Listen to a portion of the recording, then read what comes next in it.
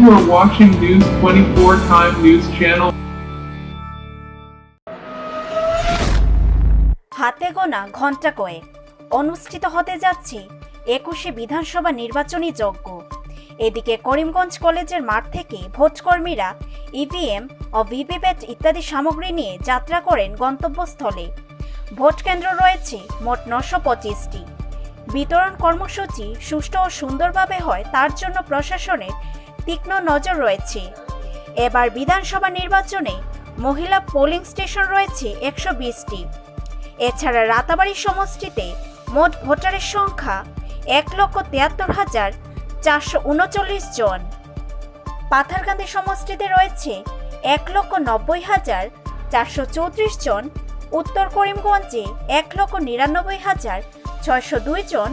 দক্ষিণ করিমগঞ্জে 1,91,239 ও বদরপুর সমষ্টিতে 1,62,441 জন রয়েছে।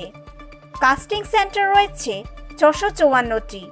এর মধ্যে রাতাবাড়িতে 124, পাথারকান্দিতে 134, উত্তর করিমগঞ্জে 140, দক্ষিণ করিমগঞ্জে 141, বদরপুর সমষ্টিতে 115টি রয়েছে। ভোট যাতে ঝামেলাবিহীন হয় তার জন্য কঠোর ব্যবস্থা গ্রহণ করেছে প্রশাসন। দ্বিতীয় পর্যায়ের নির্বাচনের গতকাল ছিল শেষ দিন। সন্ধ্যা 6টায় শেষ হয় নির্বাচনী প্রচার। এদিকে দক্ষিণ করিমগঞ্জ সমষ্টিতে অগপ প্রার্থী আজিজ আহমেদ খানের প্রচারে দেখা গেল কর্মী সমর্থকদের ঢেউ। প্রার্থীর হয়ে নির্বাচনী প্রচার চালান অগপ সভাপতি অতুল বোরা ও মন্ত্রী কেশব মহন্ত। সভা আয়োজন হয় নিলামবাজার স্বামী বিবেকানন্দ স্কুলের মাঠে।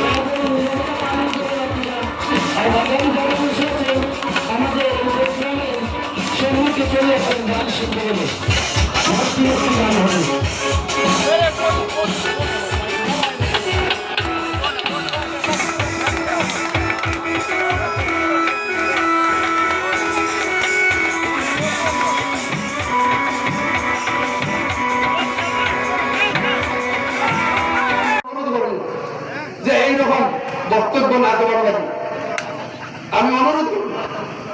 না হলে আমরা এই দুটোর পরে আমরা সবাই রাখিয়ে চিন্তা করবো চিন্তা করতাম। আমরা কেন ডিভাইডেশনের কোনো চান্স চাই, যেহেতু বিগত দিন 2016 নির্বাচন আৰু আজি প্ৰচাৰৰ অন্তিম দিন। আমি প্ৰথম পৰ্যায়ৰ নিৰ্বাচনত লাগি থাকিবলগীয়া হোৱাত আৰু নিজেও প্ৰাৰ্থী হোৱাৰ যোৱা দিনকেইটাত আমি ইয়ালৈ আহিব পৰা নাই। কিন্তু আমাৰ মনটো বৰাকৰ ৰাইজৰ আজিজ খানৰ ওচৰে ওচৰে আজি আপোনালোকে ইমানকে এনেকৈ দেখি আপোনালোকৰ উপস্থিতি দেখি আমি উৎসাহিত হৈছোঁ আৰু মই ভাবিছোঁ যে আল্লাহৰ ওচৰত সকলোৱে দোৱা কৰিব যাতে আজিজ খান বিপুল ভোটত যাতে ইয়াৰ পৰা জয় লাভ কৰিব পাৰে। আজি ভাল মানুহ হিচাপে ভাল কাৰণে আমি মহাত্মা চৰকাৰৰ কথা বলি আছোঁ। আৰু এইবাৰ চৰকাৰ আপোনালোকে জানেই প্ৰথম পৰ্যায়ত যি নিৰ্বাচন হৈ গ'ল তাত 2-1টাহে কংগ্ৰেছে পাব, আৰু বেছি নাপায়। ইয়াৰ পৰা গোটেইখিনি কংগ্ৰেছ জিকালেও চৰকাৰ নহয় তাত। গতিকে আজিজ খান আহিছে, আজিজ খানক আপোনালোকে মৰম কৰক আৰু আমিও আজিজ খানক সন্মান দিম। আমি আজিজ খানক সন্মান দিম, সেই কথাটো আমি আপোনালোকক কলোঁ। সিদ্দিকাত আহমেদ স্বপ্ন দেখছেন উনি ভোট জিতবেন আর মন্ত্রী হবে, হয় কি না হয়? কিন্তু বন্ধুগণ ওনার স্বপ্নই থাকবে হবে না আমি অলপ সময় আগতে কেইজনমান ইয়ং ল'ৰা তেওঁলোক জাষ্ট চিম্বলে তেওঁলোকে জইন কৰিছে ছিদ্দিক আহমেদক বাদ দি পেলাই আহিছে তেওঁলোকে অকল নহয় অগণন লোক আহিবলৈ ৰেডি হৈ আছে আমাৰ লগত যোগাযোগ চৰকাৰখনে বৰাকৰ কাৰণে বহুতখিনি কৰিছে কেতিয়াও কোনো এখন চৰকাৰে স্বাধীনতাৰ পিছত ইমানবোৰ আঁচনি গ্ৰহণ কৰা নাছিল বা যিবিলাক আঁচনি লৈছিলে এনেধৰণেৰে ৰূপায়িত কৰা নাছিল গতিকে জনসাধাৰণে বুজিছে ৰাজনৈতিকভাৱে বৰাকৰ ৰাইজ যথেষ্ট সচেতন নিশ্চিতভাৱে ভাল হ'ব আজমলে কৈছে ওপৰত আল্লাহ তলত আজমল কি ক'ব এই সন্দৰ্ভত এনেকুৱাবিলাক কথা ক'লে তেখেতে ক'ত বেহেষ্টত স্থান পাব আৰু কৈছে যদি এইবাৰ চৰকাৰ হয় চৰকাৰৰ তলা চাপি কংগ্ৰেছে এইটো সঁচা কথা কৈছে যে দেশৰ স্বাধীনতা অনা দলটো তলা মাৰি পেলাই চাবি আজমল চাহাবে পাইজামাৰ পকেটত ৰাখি দিছে আজি কিন্তু চৰকাৰ গঠন কৰা কথাটো মহাজোঁটৰ এটা সপোন এই সপোনটোকে তেখেতসকলে য'ত ত'ত ৰাইজৰ আগত কৈ ফুৰিছে নিৰ্বাচনী সভাবিলাকত সপোনৰ বাহিৰে একো নহয় কাৰণ প্ৰথম ফেজৰ নিৰ্বাচনত এই কথা প্ৰমাণিত হ'ল কিদৰে কংগ্ৰেছ বিধ্বস্ত হৈছে সেইখিনি আমি চকুৰ আগত দেখিছোঁ এয়াৰ ৰিপৰ্টটো তাত অস্তিত্বও নাই দ্বিতীয় পৰ্যায়ৰ নিৰ্বাচনত কেইটা পাব তেওঁলোকে ইমানটো কাউণ্ট কৰা নাই কিন্তু আজিৰ পৰিৱেশ যিটো বতাহ হাৱা বতাহ বিজেপি আৰু মিত্ৰ দলৰ আছে আজি দেখিবলৈ পোৱা গৈছে যে বৰাকত যোৱা বছৰ মিত্ৰজোঁটে পাইছিলে 8খন চিট আপুনিও প্ৰচাৰ কৰিলে বা আন সকলেও প্ৰচাৰ কৰিলে মিত্ৰজোঁটৰ হৈ আজিৰ দিনত আপুনি কি গম পায় কেনেকুৱা হ'ব মিত্ৰজোঁটৰ ভালেই হ'ব মই খুব এটা সমষ্টি কৰি মানে মই হয়তো ক'ব নোৱাৰিম আজিৰ দিনটোত চাব লাগিব আজি ছেকেণ্ড ফেজৰ আজি লাষ্ট কেম্পেইনিঙৰ ডেট গতিকে আমিতো য'তেই প্ৰাৰ্থী দিছোঁ ত'তেই ভাল হ'ব বুলি আমি আশা কৰোঁ নাই বিশেষ কাৰণ নাই কিছুমানত বুজাবুজি আমি নিৰ্বাচনত অৱতীৰ্ণ হৈছোঁ ছেকেণ্ড ফেজত কেইটা পাব মিত্ৰজোঁটে সেইটো কথা মই আজি ক'ব নোৱাৰোঁ গতিকে ছেকেণ্ড ফেজটো হৈ যাবলৈ দিয়কচোন তাৰপিছততো কোৱা হ'ব এটা কথা ওলাই আছে যিহেতু ইয়াতে লোকৰ এটা ডিমাণ্ড আছে যে আজিৰ পৰা তেখেতে মন্ত্ৰিত্ব দিব বুলি কি ক'ব চাওক প্ৰথম চৰকাৰখন হ'বলৈ দিয়ক কিন্তু AGPয়ে সদায় মৰ্যাদা দি আহিছে বা বৰাকৰ আগৰ প্ৰতিনিধিক মৰ্যাদা দি আহিছে ডেফিনেটলি ইয়াৰ পৰা জিকি যায় মৰ্যাদা পাব নিরাশ করেননি রাজ্যের মুখ্যমন্ত্রী খারাপ আবহাওয়া থাকা সত্ত্বেও বহু কষ্ট করে শেষ পর্যন্ত করিমগঞ্জ জেলার দুটি সমষ্টিতে আসেন রাতাবাড়ি সমষ্টির বিজেপি প্রার্থী বিজয় মালাকার ও উত্তর করিমগঞ্জ সমষ্টির বিজেপি প্রার্থী ডক্টর মানস দাসের হয়ে নির্বাচনী প্রচার চালান তিনি প্রচারের শেষ বেলায় রাজ্যের মুখ্যমন্ত্রী কাছে পেয়ে প্রার্থীরা সহকর্মী সমর্থকদের মধ্যে উৎসাহ পরিলক্ষিত করা যায় আগামী দিনে আমার কার্যকালে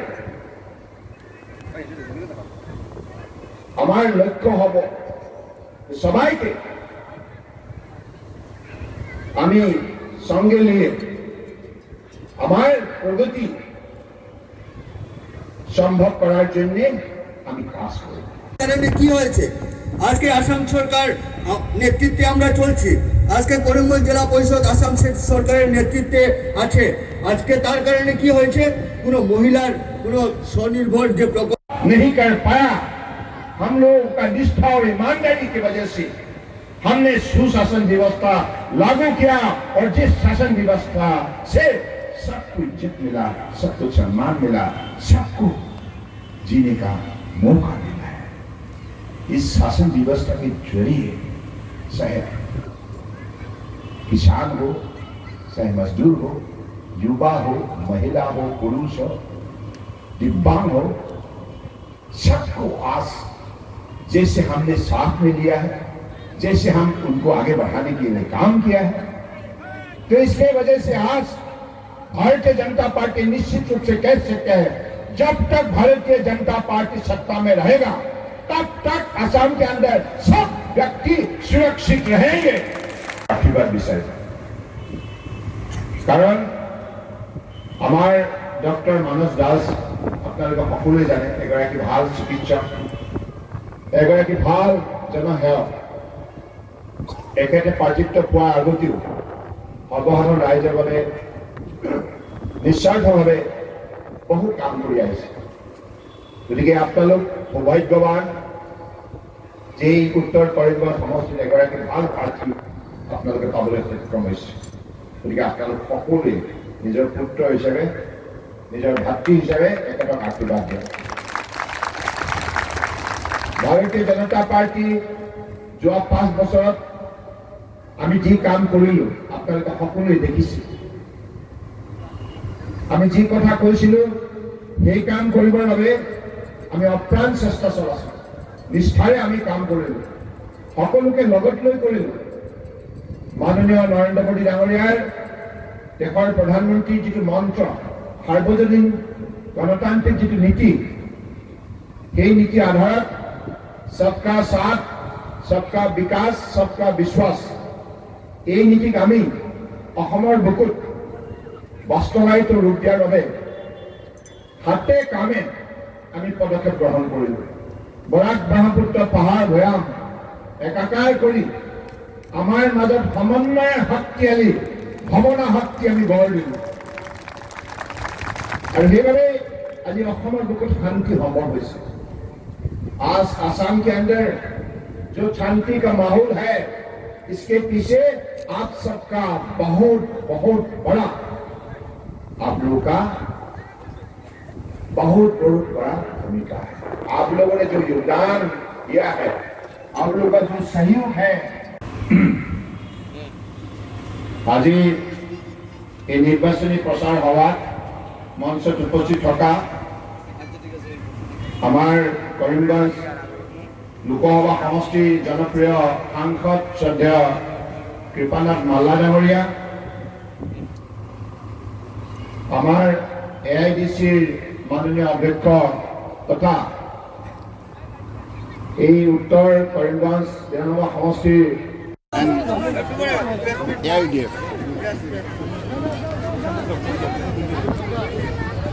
ये दोनों पार्टी देश के खिलाफ काम करता है। किसी भी हालत में उनको हमारे जनता समर्थन नहीं करेंगे और असम की प्रगति के लिए, विकास के लिए, सब वर्गों की सुरक्षा के लिए, सब संप्रदाय के लोगों का सुरक्षा के लिए,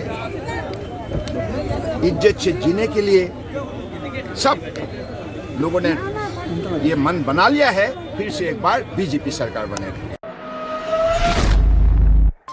দ্বিতীয় পর্যায়ের নির্বাচনের প্রচারের শেষ বেলায় গতকাল করিমগঞ্জ সফরে এলেন সাংসদ গৌরব গগৈ।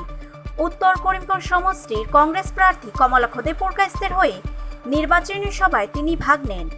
রাজ্যের প্রভাবশালী মন্ত্রী হিমন্ত বিশ্ব শর্মা সহ বিজেপির সমালোচনা করে গৌরব গগৈ উল্লেখ করেন, সভার পরে গৌরব গগৈর হাত ধরে বিভিন্ন দল থেকে আসা শতাধিক ব্যক্তি কংগ্রেসে যোগদান করেন। হিরণময় ধর, বিখ্যাত জাদুকর সূত্রধর। মোক মনত পৰিছে যেতিয়া যোৱাবাৰ মই কৰিমগঞ্জলৈ আহিছিলোঁ, সেই সময়ত প্ৰয়াত মুখ্যমন্ত্ৰী তৰুণ গগৈদেৱৰ স্মৃতিত এটা শান্তি সদ্ভাৱনা যাত্ৰা ইয়াত আয়োজন কৰা আছিল আৰু সেই সময়ত হাজাৰ হাজাৰ মানুহ ওলাই আহিল আৰু প্ৰয়াত তৰুণ গগৈদেৱৰ প্ৰতি আপোনালোকৰ যে মৰম, আপোনালোকৰ যে শ্ৰদ্ধা মোক এতিয়ালৈ মোক মনত আছে। লগতে সেই সময়ত কমলক্ষদেৱ পুৰকাইস্ত নিজৰ বাৰীত মোক মাতি আনি মোক বঢ়িয়া ইলিচ মাছ খোৱালে। সেইকাৰণে যেতিয়া তেওঁক মোক ফোন কৰিলে আৰু ক'লে কি প্ৰচাৰৰ বাবে আহিব লাগে, ইলিচ মাছৰ লালচাট আৰু লোভত মই আহিলোঁ। যদিও এবাৰ খোৱা নাই মোক, এইটো আহাবাৰ কাৰণে থাকি গ'ল, এবাৰ মইহে তেওঁক খোৱালোঁ। আহাবাৰ থাকি গ'ল, জিকাৰ পিছত মোক খুৱাব, জিকাৰ পিছত আপুনি মোক খুৱাব। তেখেতৰ বাৰীত খালোঁ, আপোনাৰ বাৰীত খাম মই, হ'বনে? আপোনাৰ ঘৰ ক'ত? বাছ হ'ব, সুভাষ নগৰ। এই বাইদেউজনী নেবাৰ ঘৰ বঢ়িয়া। তো শ্ৰদ্ধা ৰাইজ, মই ইতিমধ্যে উজনি অসম মাৰি আহিছোঁ। আপোনালোকক জনাবলৈ সুখী কি উজনি অসমত মানুহ এনেদৰে ওলাই আহিছে আপোনালোকে ভাবি লওক আমাৰ চৰকাৰ হৈ গ'ল। উজনি অসমত মানুহে আমাৰ কামখিনি, আমাৰ প্ৰচাৰখিনি, আমাৰ 5টা গেৰেণ্টি ইমানে ভাল পাইছে আপোনালোকে ভাবি লওক। তাতে আমি কংগ্ৰেছৰ ঘৰখন বনাই আহিলোঁ, ইয়াত মাত্ৰ ফিনিচিঙৰ কাম কৰি আছোঁ। আৰু কিয়নো 5টা বছৰত পৰিৱৰ্তনৰ আশাত ৰাইজে কি পৰিৱৰ্তন পালে? ধনী মানুহ আৰু ধনী হৈ গ'ল, দুখীয়া মানুহ আৰু দুখীয়া হৈ গ'ল, ইয়াৰ বাহিৰে পৰিৱৰ্তন নাই।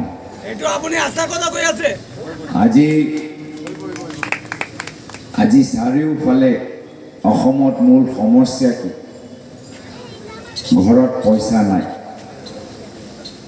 নিবনুৱা সমস্যা, মানুহজনৰ দোকান আগৰ দৰে চলা নাই, হাজিৰা কৰি আছোঁ কিন্তু দৰমহা বৃদ্ধি হোৱা নাই, আৰু চাৰিওফালে প্ৰত্যেক সামগ্ৰীত আজি মূল্য বৃদ্ধি হৈছে।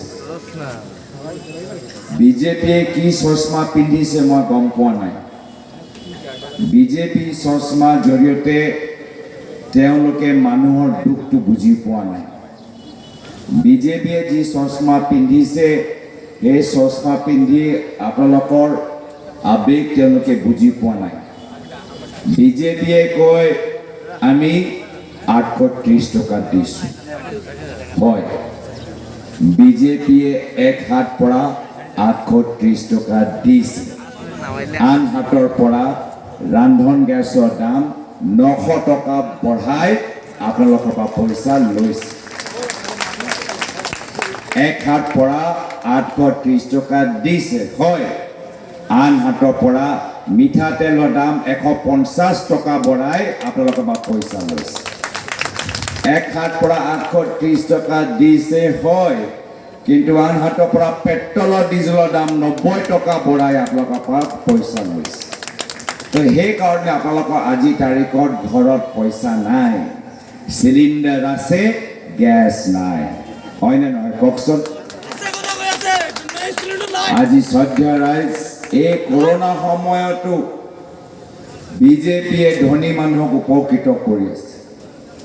আদানীয়ে এয়াৰপৰ্ট পাই গ'ল, আম্বানীয়ে তেল ফিল্ড পাই গ'ল, অইল ফিল্ড পাই গ'ল, গুজৰাটী কোম্পানীয়ে অসমৰ বাগানখিনি পাই গ'ল, আৰু আপোনালোকে পালে যে ঘৰৰ লাইনৰ বিল আগতে 150 টকা আছিল, আজি 400 টকা 500 টকা হ'বলৈ গৈছে। আজি এয়া হ'ল বৰ্তমানৰ চৰকাৰৰ আজি আনন্দ। মুখ্যমন্ত্ৰী সৰ্বানন্দ সোণোৱাল ডাঙৰীয়া আজি আহিছে, তেওঁক স্বীকৃতি দিয়া গৈছে, সকলোৰে আনন্দ সৰ্বানন্দ সোণোৱাল ডাঙৰীয়া। কি আনন্দ আনিলে? মূল্য বৃদ্ধি লৈ কি আনন্দ আনিলে? পেপাৰ মিল বন্ধ কৰি কি আনন্দ আনিলে? গ্ৰেড 3, গ্ৰেড 4 চাকৰিত বৰাকত যুৱকক বঞ্চিত কৰি কি আনন্দ আনিলে? NRCৰ পৰা লক্ষ লক্ষ বঙালী মানুহক বঞ্চিত কৰি কি আনন্দ আনিলে? মাত্ৰ নিজৰ মুখ্যমন্ত্ৰী গাদী হিমন্ত বিশ্ব শৰ্মাৰ পৰা কেনেকৈ সুৰক্ষিত কৰি ৰাখিব লাগে তাৰ লৈ তেওঁ ব্যস্ত থাকে। নিজৰ মুখ্যমন্ত্ৰী গাদীটো হিমন্ত বিশ্ব শৰ্মাৰ পৰা কেনেকৈ বচাব পাৰে তাৰ লৈ তেওঁ 5টা বছৰ গুচি গ'ল, পাৰ হৈ গ'ল। 2019ত লক্ষ লক্ষ বঙালী মানুহ NRCৰ পৰা বঞ্চিত। লগে লগে অমিত শ্বাহ ডাঙৰীয়া বিজেপি দলে ক'লে এইজন মানুহ হ'ল ঘুচপেইটি, অপমানিত কৰিলে। ঘুচপেইটিয়ে কৈ অপমানিত কৰিলে।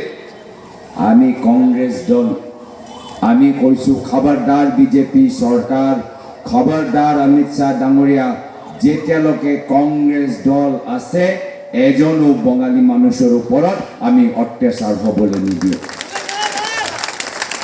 আমাৰ কংগ্ৰেছ দলৰ আদৰ্শ আছে কি আমি চবৰে হৈ আমি কাম কৰি যাওঁ, চব আমাৰ আশ্ৰয়। আমাক ভোট দিয়ক বা নিদিয়ক, আমি চবৰে হৈ আমি ৰাজনীতি কৰিম, চবৰে নিৰাপত্তাৰ বাবে আমি কাম কৰি যাওঁ। চলি আছে চাৰিওফালে চিণ্ডিকেট কিয় চলি আছে? মই বাৰম্বাৰ কৈছিলোঁ বিজেপি দলক, RSS দলক যে হিমন্ত বিশ্ব শৰ্মা ডাঙৰীয়া হ'লেও এদিনৰ কাৰণে মুখ্যমন্ত্ৰী বনাই দিয়ক। কিয় কৈছিলোঁ? এইজন মানুহে যোৱা নিৰ্বাচনত অসমৰ চাৰিওফালে খোজকাঢ়ি ভাবিছিল মুখ্যমন্ত্ৰী হ'ব নোৱাৰিলে। এইবাৰ নিৰ্বাচনৰ পূৰ্বত ভাবিছিল চাৰিওফালে চাইকেল মাৰি পেডেল মাৰি তেওঁ মুখ্যমন্ত্ৰী হ'ব।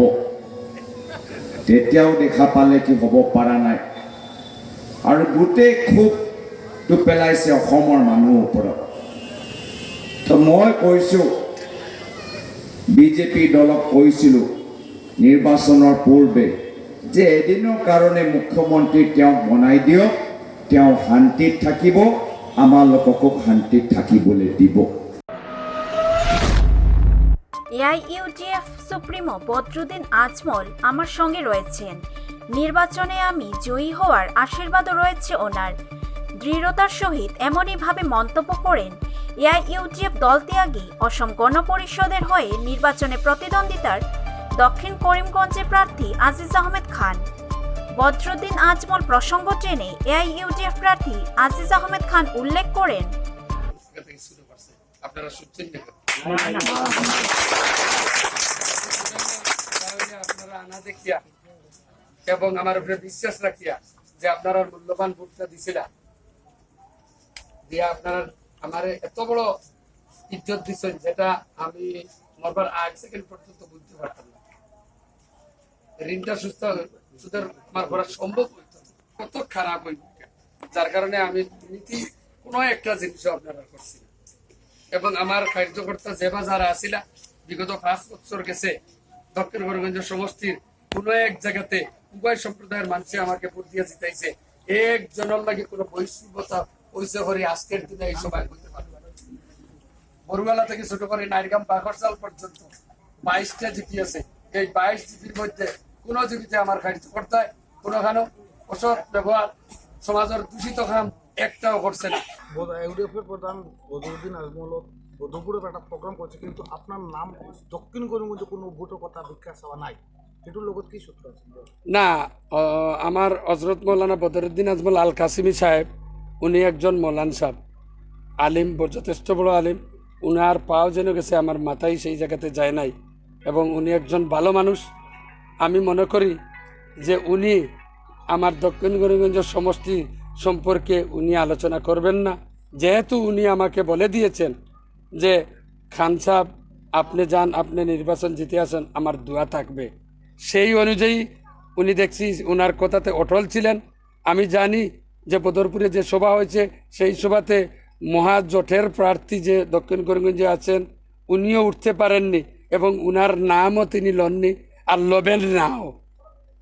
কারণ উনি যেভাবে উনাকে বিগত 15-20 বছর থেকে যেভাবে গালিগালাজ করছে, সেই কারণে মৌলান সাহেব ওনার দিলে যথেষ্ট দুঃখ আছে, যার কারণে উনি ওনার নাম নেবেন। উনি কি আপনার আমার আশা এবং বিশ্বাস উনি 100% আমাকে সাহায্য করতেছেন, করবেন না করছেন। এটা কি আগে কথা দিয়েছিলেন আপনাকে? না, আগের কথা নাই, উনি ভালো মানুষকেই সাহায্য করবেন। উনি বলেছেন যে আমি যে ভালো মানুষ তাকে সাহায্য করব, সেই কারণে উনি আমাকে সাহায্য করেন। দ্বিতীয় পর্যায়ে নির্বাচনী প্রচারের সমাপন হলো গতকাল সন্ধ্যা 6টায় শেষ হয়। এদিকে নির্বাচনী প্রচারের শেষ দিনে ডক্টর শ্যামাপ্রসাদ মুখার্জি ভবনে এক সাংবাদিক সম্মেলন আয়োজন করা হয় বিজেপির পক্ষ থেকে। বিজেপি জেলা সভাপতি সুব্রত ভট্টাচার্য ও এআইডিসি চেয়ারম্যান মিশন রঞ্জন দাস মন্তব্য করেন, ভারতীয় জনতা পার্টি কার্যালয়ে আপনাদেরকে স্বাগত জানাচ্ছি। এই বিধানসভা নির্বাচনের প্রচারের অন্তিম দিনে, অন্তিম লগ্নে আমরা দীর্ঘদিনের ভারতীয় জনতা পার্টির করিমগঞ্জ জেলায় আমরা যে প্রথা ছিল যে কোনো নির্বাচনের প্রচারের অন্তিম দিনে শেষ লগ্নে এসে আমরা দলের জ্যেষ্ঠ নেতৃবৃন্দ শ্রদ্ধেয় সাংবাদিক বন্ধুদেরকে আহ্বান করে শ্রদ্ধেয় সাংবাদিকদের মাধ্যমে সম্মানিত জনসাধারণের উদ্দেশ্যে আমাদের বক্তব্য আমরা তুলে ধরি। আর তারই অঙ্গ হয়তো এবারের এই বিধানসভা নির্বাচনের প্রচারের অন্তিম দিনের অন্তিম লগ্নে এসে দলীয় কার্যালয়ে আপনাদেরকে আহ্বান জানিয়েছি। আমরা নির্বাচন ঘোষণা হওয়ার পর দল প্রার্থীপদ দেয় করিমগঞ্জ জেলার 4টি বিধানসভা সমষ্টিতে।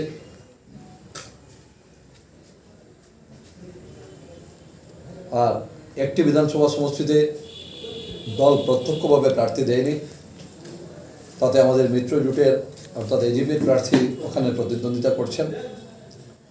1 নম্বর রাতাবাড়ি বিধানসভা সমষ্টিতে দলের প্রার্থী বর্তমান বিধায়ক শ্রী বিজয় মালাকার। 2 নম্বর পাতারকান্দি বিধানসভা সমষ্টিতে দলের প্রার্থী বর্তমান বিধায়ক শ্রী কৃষ্ণেন্দু পাল। 3 নম্বর উত্তর করিমগঞ্জ বিধানসভা সমষ্টিতে দলের প্রার্থী ডাক্তার মানস দাস। 5 নম্বর বদরপুর বিধানসভা সমষ্টিতে দলের প্রার্থী বিশ্বরূপ ভট্টাচার্য। এই 4টি বিধানসভা সমষ্টি দলের প্রতীক চিহ্ন নিয়ে দলের কর্মকর্তারা প্রতিদ্বন্দ্বিতা করছেন। আর 4 নম্বর দক্ষিণ করিমগঞ্জ বিধানসভা সমষ্টিতে দল প্রতীক দিয়ে কোনো প্রার্থী দেয়নি, ওখানে আসাম গণপরিষদ প্রার্থী দিয়েছে। আর ওই প্রার্থী মিত্র জোটের প্রার্থী হিসাবে ভারতীয় জনতা পার্টি ওই প্রার্থীকে সমর্থন করেছে। আমরা এই কদিন জোর কদমে দলের বিভিন্ন বিধানসভা সমষ্টিতে দলের কর্মীরা, দলের কর্মকর্তারা, দলের জ্যেষ্ঠ নেতৃবৃন্দ প্রার্থীর সমর্থনে প্রচার করেছেন এবং প্রত্যেক প্রার্থী তাদের সাধ্যমতো নিজ নিজ বিধানসভা সমষ্টির শ্রদ্ধেয় ভোটদাতাদের পাশে গিয়ে তাদের কাছে ভোটের আবেদন জানিয়েছেন। অন্ততপক্ষে বিগত 5 বছরে আসামের মাননীয় সর্বানন্দ সোনোয়ালজির নেতৃত্বাধীন সরকার, মাননীয় স্বাস্থ্য, অর্থ এবং আদি বিভাগের মন্ত্রী, নেডার আহ্বায়ক শ্রী হিমন্ত বিশ্ব শর্মা, দলের অত্যন্ত সফল সভাপতি শ্রদ্ধেয় শ্রী রঞ্জিত কুমার দাস মহোদয়ের নেতৃত্বে বিগত দিনে এই 5 বছরের কার্যকালে আসামে ভারতীয় জনতা পার্টির নেতৃত্বাধীন সরকার সাধারণ জনগণের উন্নয়নে যেভাবে একের পর এক বিভিন্ন জনহিতকর প্রকল্পগুলো এনেছিল এবং সেই প্রকল্পগুলো বাস্তবায়িত হয়েছিল। আর ঠিক তার বিপরীত মেরুতে বিগত 15 বছর কংগ্রেস নেতৃত্বাধীন সরকার যেভাবে একের পর এক এই বরাক তথা করিমগঞ্জ জেলাকে বঞ্চিত করে রেখেছিল। করিমগঞ্জ জেলা এমনিতে প্রান্তিক এবং সীমান্তবর্তী জেলা আছে। এই জেলায় কোনো এক সময় 5 জন বিধায়ক কংগ্রেসের ছিলেন ওই সরকারের সময়ে, কিন্তু তারপরও এই জেলায় আজকের দিনে বলার মতো কোনো একটি উন্নয়নমূলক কাজ নেই যেটা কংগ্রেসের আমলে হয়েছে, বা সামগ্রিক দৃষ্টিভঙ্গিতে আর্থসামাজিক উন্নয়নের স্বার্থে এমন কোনো প্রকল্প ওনারা এনেছিলেন যে প্রকল্পের মাধ্যমে সত্যিকার অর্থে সাধারণ জনগণ বা দরিদ্র সীমার নিচে বসবাসকারী জনগণ লাভান্বিত হয়েছিলেন।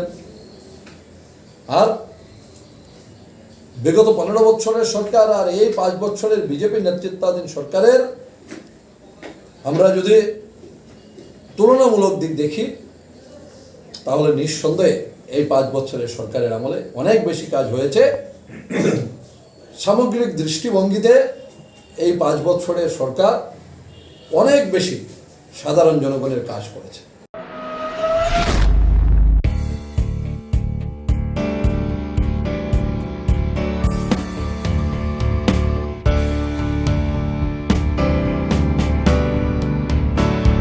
You are watching News 24 Time News Channel.